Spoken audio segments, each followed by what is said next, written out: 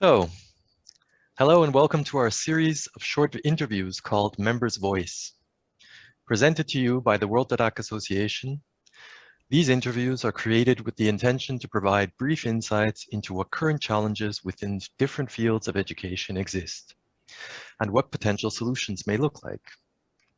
In today's session, we would like to take a closer look at electric vehicles, and I'm being joined by Mr. Daniel Braun, manager of the Lucas Nuhle Academy in Kerpen, Germany. Daniel is originally from Australia and is now living in Germany for over 10 years. He has an automotive background and is very passionate about the transition to electric vehicles and its implications on the required knowledge base which technicians require in order to repair and maintain the newly developed vehicles. Welcome, Daniel. Thanks, Danny. It's great to speak with you today. Happy to have you here. Daniel, my first question relates to the importance of hands-on training and the impact of homeschooling in recent times. In your opinion, are there any ways to bridge the training gaps? So I think with a topic as important as high voltage, there is a certain amount that we can do via e-learning, so obviously working from home, but I think it's really important to realize that there is still a lot of hands-on that needs to be done when we're talking about high voltage vehicles. One really needs to understand how to isolate these vehicles and to know what you can and can't do. And I don't think that you can really substitute that for basically anything online. It's something you really need to practice and experiment with yourself. Okay, great. Well, hoping that the world will come back to normal someday, however that will look like what the new normal should be, where would you say lie the skill gaps between current vehicle maintenance and electronic vehicle maintenance technicians, and what potential solutions are available to close those gaps? Yeah, sure. Thanks, Danny. So I think one of the important things to remember here, we've got real vehicles, and especially with automotive technicians, the technology up until now hasn't really changed that much. And so if we start talking about things with high voltage, three-phase motors, inverters, high voltage batteries, that might be for electrical engineers, no problem whatsoever, but for automotive technicians, this is really a new world, and I think that's where the skills gaps is. So especially on the safety side, what's interesting, I did a LinkedIn post just last week, which it kind of went very big. It had more than 2,000 likes. It was just showing what can happen when a high voltage connector is pulled apart while there's current going through there, and how it explodes and causes a huge arc flash.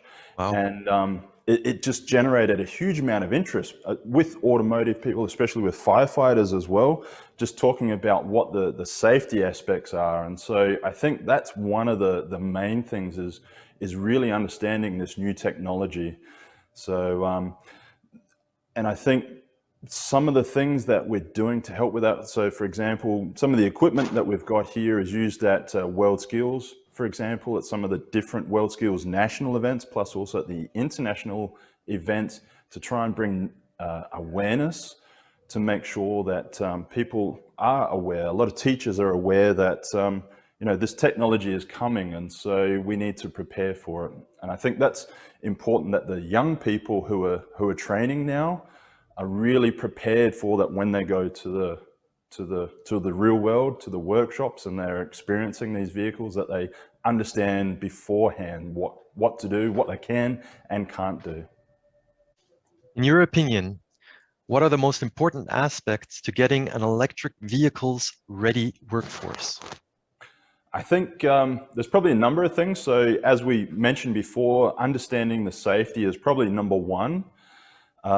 And so there is a lot that can be done with e-learning. So don't get me wrong, don't want to say that it's not possible, but there's a lot of theory to understand. There's a lot of new technology. So that can be done online, for example. But as far as being prepared for it, I think even though it's taken a long time for electric vehicles to kind of proliferate, We're seeing them everywhere now, but they've been around, let's be honest, for more than 20 years. So I think a lot of countries are still lagging with their qualifications. So what really needs to be done at the national level to essentially protect the technicians and the people working on these vehicles.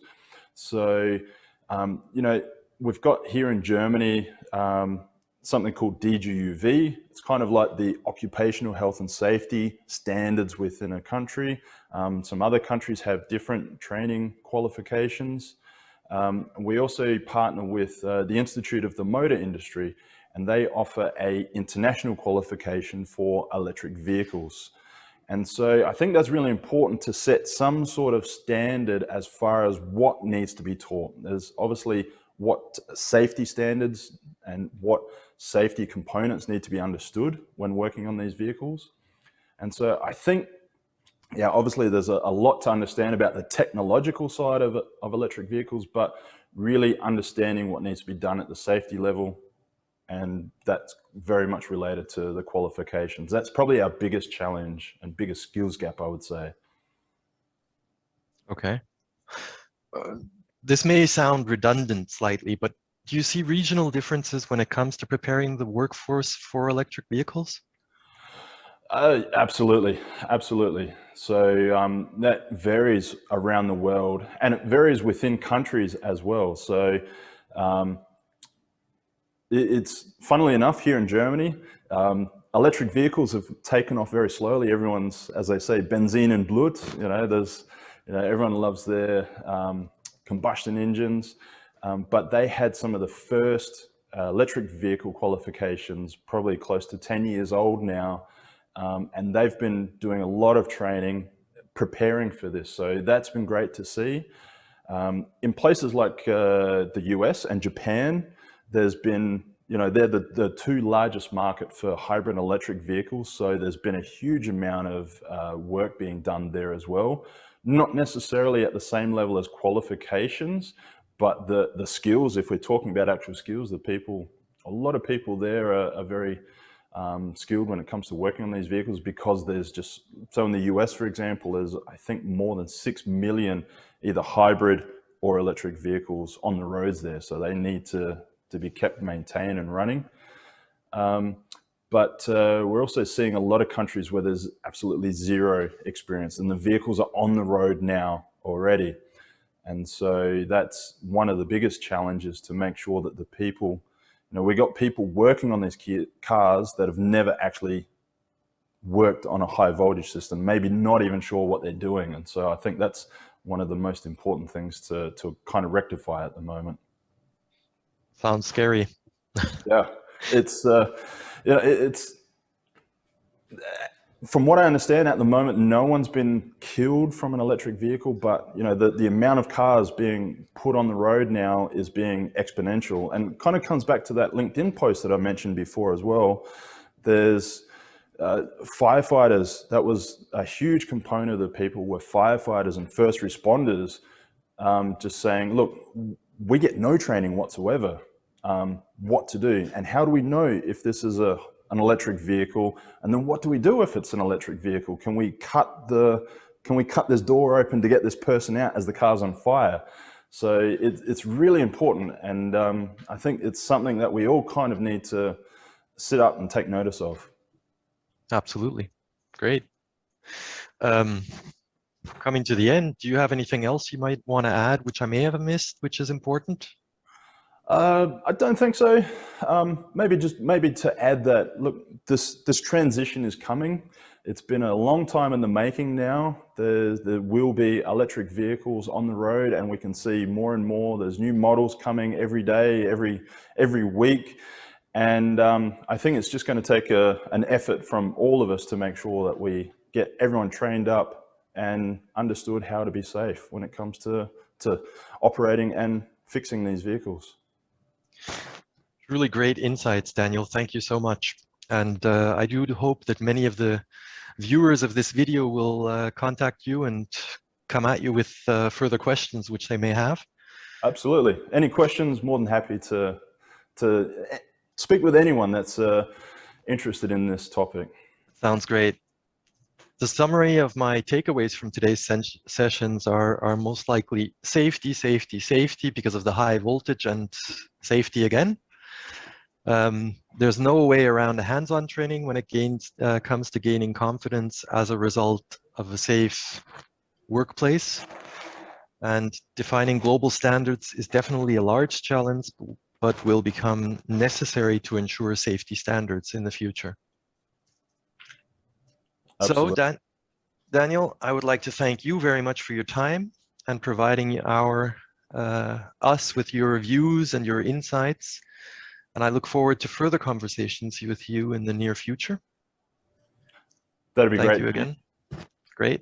Thanks, Danny. All the best. Thanks. Back to you, dear viewers.